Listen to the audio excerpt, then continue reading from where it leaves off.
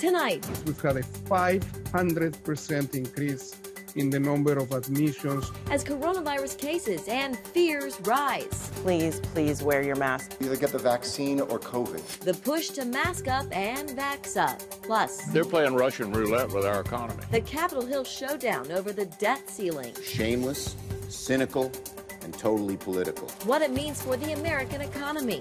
And a look at the rising crime across the country. All this and more tonight on Faith Nation.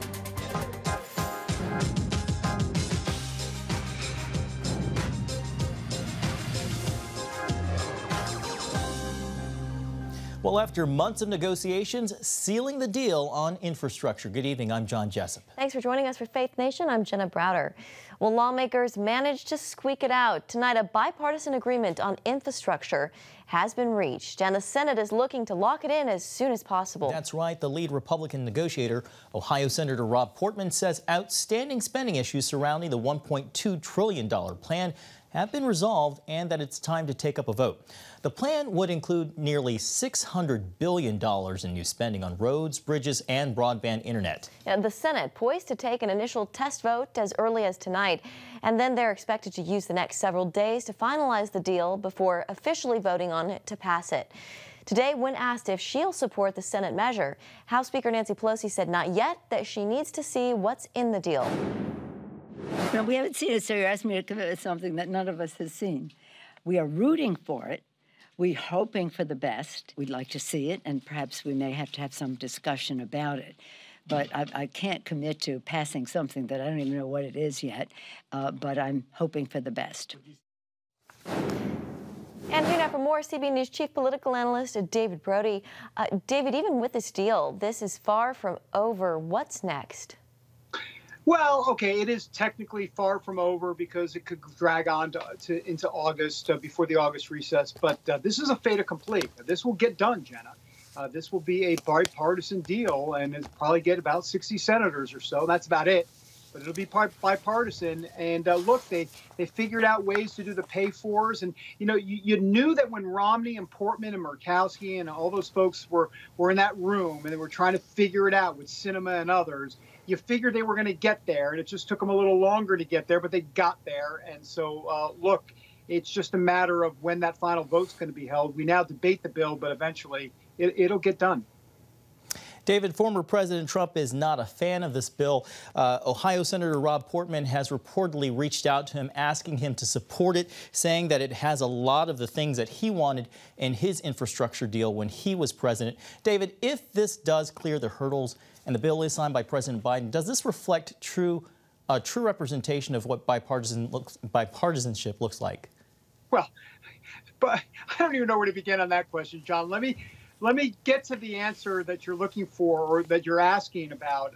But let me first say this. That Portman-Trump call, I mean, to be a fly on the wall. Look, right. Donald Trump wanted to do this deal for a very long time, and Rob Portman and others were getting in the way. And now all of a sudden, Portman and the Republicans are giving Joe Biden a bipartisan victory.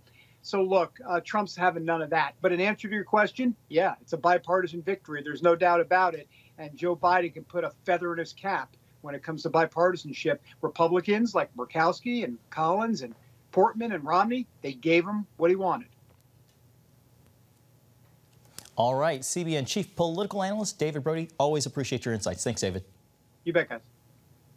Well, this infrastructure deal brings up the issue of government spending. And tonight, Treasury Secretary Janet Yellen has a warning for Congress. Either raise the federal debt limit or risk harm to the U.S. economy. In a letter to congressional leaders, Yellen claims as of August 1st, the outstanding debt of the United States will be at a statutory limit. CBN News Capitol Hill correspondent Abigail Robertson joins us now. Abby, even with that warning, getting congressional support to raise the debt ceiling is not going to be easy. That's right, Jenna. And Republicans say Democrats are in a spending free-for-all and argue they'll only support raising the debt limit if Democrats promise major spending reforms.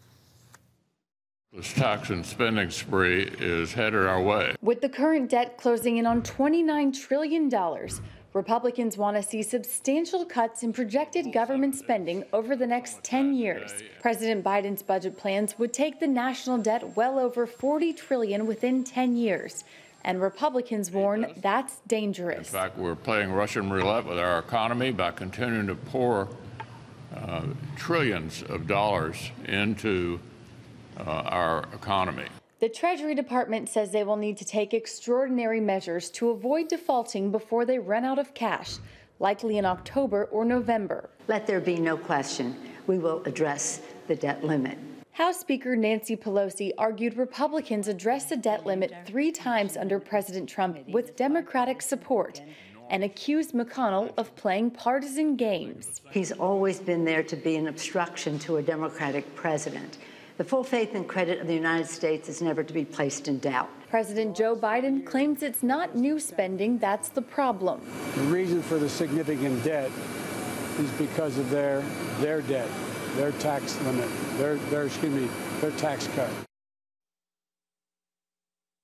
Don't get 10 Republican senators on board to support this. They could be forced to increase the debt limit alone through their upcoming budget reconciliation bill, which only requires a simple majority to pass the Senate. John, Jenna.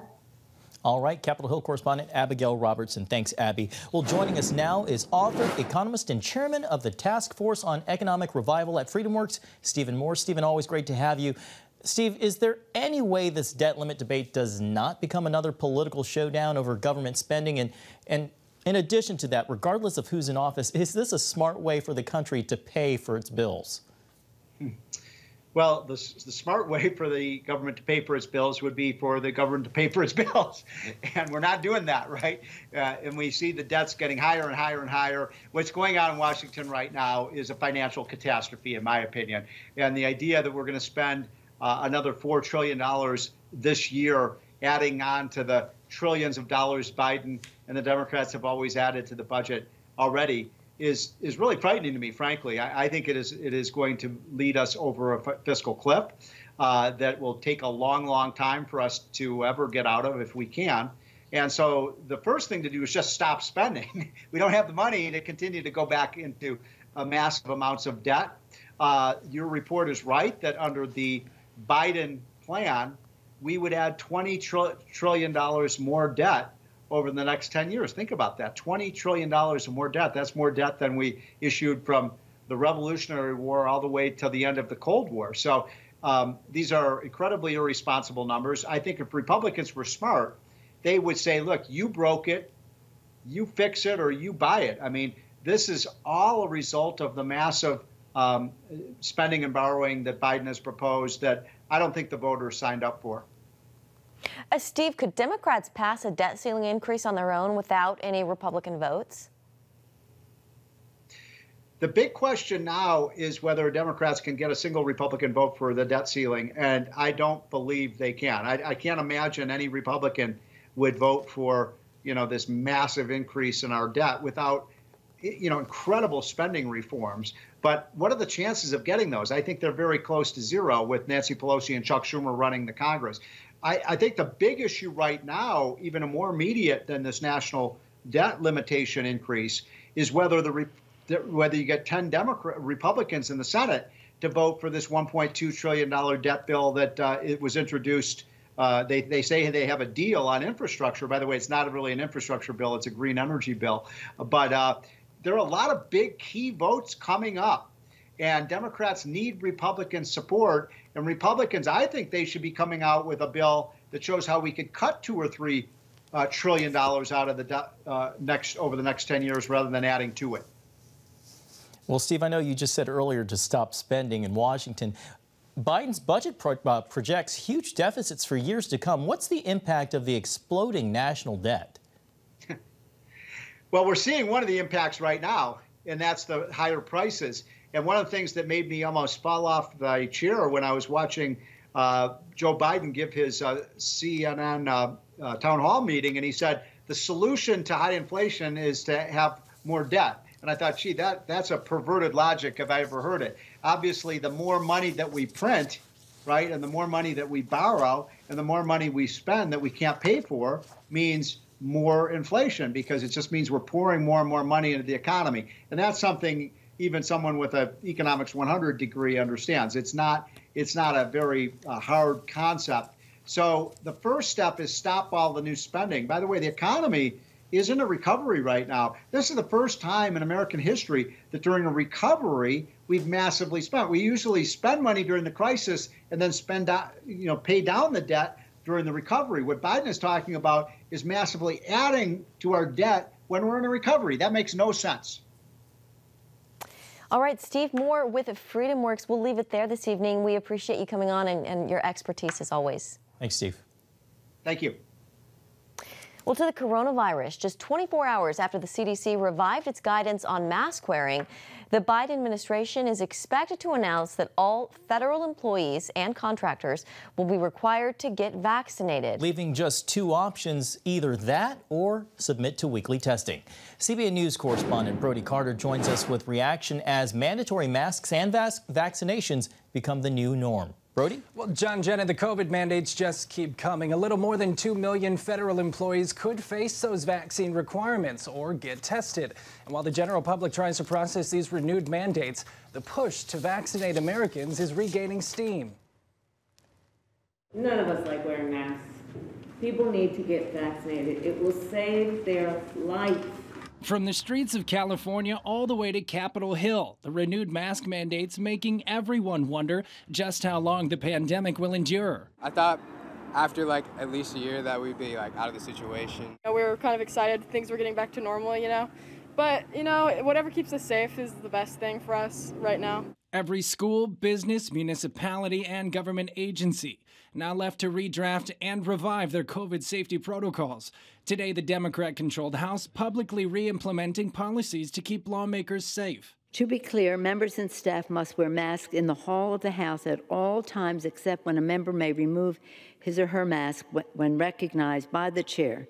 In addition, members presiding as chair may remove their mask when speaking. Today, President Biden issuing an edict to vaccinate all federal employees while laying out a series of new steps and incentives to champion vaccinations. Meantime, the Department of Justice determining that private companies can also legally mandate COVID vaccines. Obviously, the president would like all federal employees to become vaccinated, but they will not be fired if they refuse vaccination. Instead, they will be mandated to have weekly COVID tests. CBN medical reporter Lori Johnson joining the conversation, reiterating what doctors advocate, saying that COVID vaccines are the best way to protect yourself against the virus. And a lot of evangelical leaders have come out and advocated for vaccines. I'm talking about Franklin Graham, Robert Jeffress, Greg Laurie, T.D. Jakes, Pat Robertson, and Gordon Robertson have both gotten their vaccines.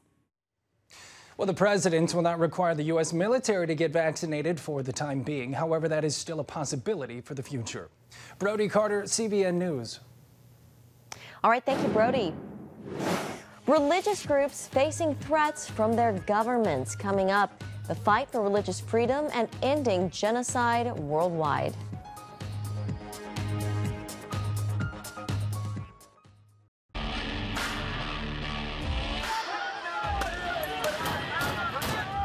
Having sex before you marry is a bad idea. Don't tell me there's no such thing as gun violence. That just depends on your definition of when life begins. Watch Dan and Dale tackle trending topics that test your faith on the next Faith Wire. Monday night at 8:30 on the CBN News Channel. The Global Lane takes you around the world, providing facts over fiction. What might rising trade and geopolitical tensions mean for you on the home front? With over 45 years of experience, award-winning journalist Gary Lane brings you the truth from a global angle. What about the issue of immigration? World news analysis you won't see anywhere else. And it's all right here on the Global Lane. Thursday night at 8:30 on the CBN News Channel.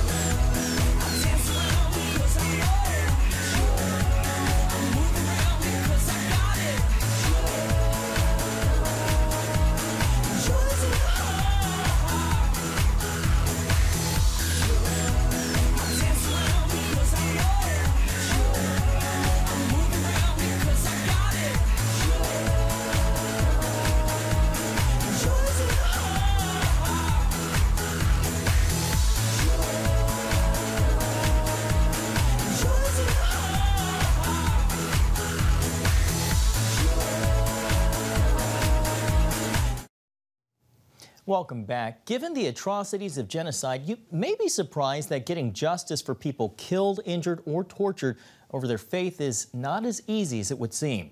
Today, the U.S. Commission on International Religious Freedom hosted a hearing to highlight that scenario as it relates to China's genocide against Uyghur Muslims and the tragic reality facing other people of faith. The ICC will not initiate an investigation into the crimes committed against the Uyghurs because China is not a party to the court. And China would veto any attempt by the Security Council to refer the situation to the ICC or create an ad hoc tribunal. Tony Perkins is a USERF commissioner and president of the Family Research Council, and he joins us now. Tony, welcome. Let's start with China. The genocide happening there is something that we've definitely reported on here at Faith Nation, and I know it's also something you've discussed in both of your roles with USERF and FRC. What is the situation like for Uyghur Muslims in China? Well, it's a dire situation, and it's interesting that the Associated Press was given access. In fact, there was a report just last week from the Associated Press. Their reporters, first Western reporters to actually have access to some of these detention centers in the Xinjiang province. And, of course, it's cleaned up a little bit. It was sanitized for what they saw, but it verified what we've been saying and what we've been seeing. These facilities exist. They're massive.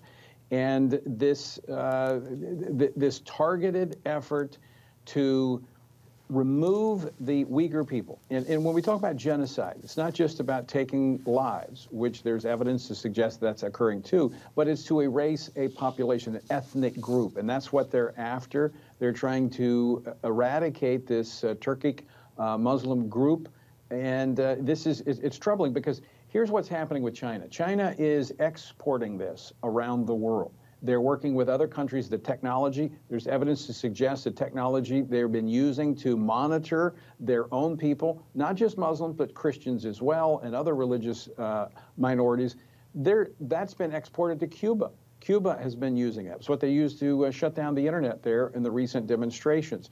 And all of this has been being facilitated in part by U.S. companies. In fact, yesterday, the Executive Commission on China held a hearing, Senator Tom Cotton, questioning Coca-Cola executives about their supporting the Genocide Olympics, getting them to simply state the facts that China is engaged in genocide against the Uyghurs. They couldn't do it. It's very troubling to see what American businesses are doing in terms of facilitating this. Tony, it is chilling to hear that. And according to that AP report that you just mentioned, it is massive, and those detainees under 24-hour surveillance.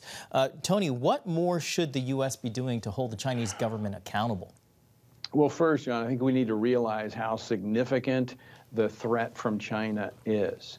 This is not them just being mean to a certain portion of their population. This is genocide. It meets the definition of genocide. But again, they're exporting this. China is now using their influence, their money, their technology to facilitate the repression of minorities and individuals in other countries. So I think first off, there's a couple of different levels of this. First, as individuals, I will tell you what our family has done.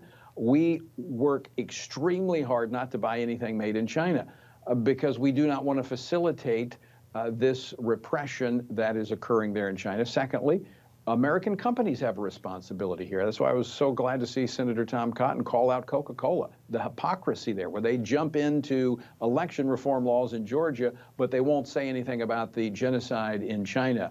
And then our government needs to take more aggressive stands as well. There's a lot that can be done, but we all have a role to play in this. Pulling all the levers. Tony Perkins with the Family Research Council, thank you so much for being with us today. Good to be with you. Thank you. Up next, a wave of crime in America. But what's behind the recent surge of violence? Want to be a part of a community that inspires your spiritual growth while winning prizes? The all-new MyCBN app. Connect with the community for prayer and encouragement. Track and set spiritual goals. Enjoy conversation starters with friends and family. And collect points to win prizes. The all-new MyCBN app. a great place to belong. Download the app at cbn.com/mobile. Grow, connect, have fun. The all-new MyCBN app. On the home front. Thanks for joining us for CBN's On the Home Front, where we highlight what the men and women of America's military do to defend our country. CBN honors the men and women in our military with an initiative called Helping the Home Front. It partners with churches across the country to meet the needs of their military families, from repairing homes to wiping out medical bills for wounded veterans. Wednesday at 3 on the CBN News Channel.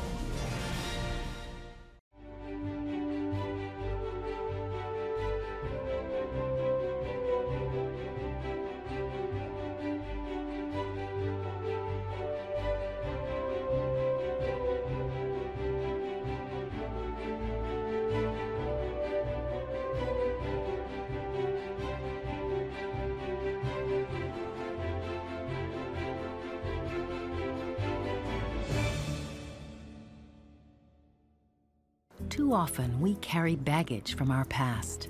You know what it's like. It affects everything and everyone in our lives. It's always there, weighing us down and keeping us from achieving true happiness. But do you know God never meant for us to be trapped in the past? You can be free of your baggage. Learn how God's forgiveness leads to changed lives and new beginnings. Call the 700 Club.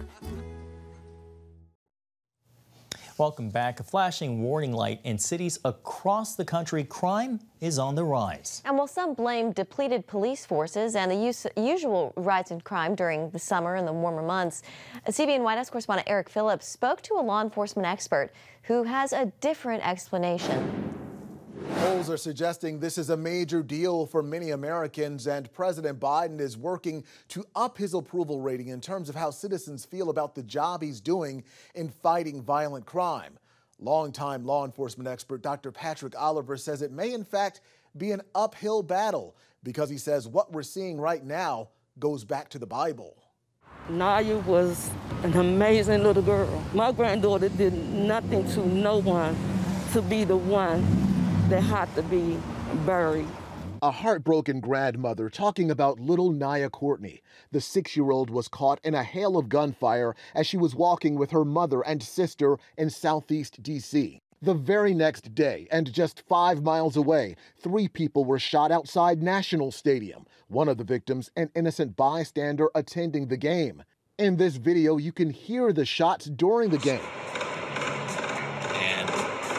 But it's not just Washington, D.C. Chicago saw 3 mass shootings there in a 6-hour span. All this after President Biden laid out a plan to clamp down on gun violence, including increased background checks and greater restraints on those circulating guns illegally. Zero tolerance. But in the weeks since then, the violence has continued. When there's been rising crime rates across the country, including Chicago, for 18 months or more, that unfortunately, it's not going to turn on a dime. Crime, violence, and immorality is going to continue to increase. We know that from the Bible.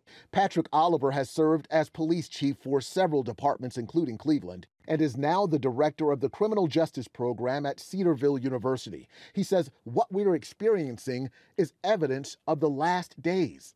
However, having said that, that does not mean we should not do something to try to minimize it or even attempt to eliminate it. And so key strategies are basically engaging the community. It's been a rise in the crime, but the victims are our babies. Sylvia Bennett Stone is the executive director of Voices of Black Mothers United. All of its members have lost children to violence. She agrees community policing is key, and she says when these roundtables are being held, the victims need a voice. Listen to the people that is mostly affected by this violence. Call them to the table. And Oliver says police ranks are growing scant because the recruitment, selection, and retention of officers is tougher than ever. Many are retiring early because they don't want to deal with new mandates on departments. Others are avoiding careers in law enforcement altogether because of the threat to qualified immunity, which in most cases protects officers from personal liability while they're carrying out the duties of their jobs. In Washington, Eric Phillips, CBN News. All right, great reporting, Eric. Thank you. Still ahead, a trek to remember how one man is honoring the first responders to the 9/11 terror attacks. Next.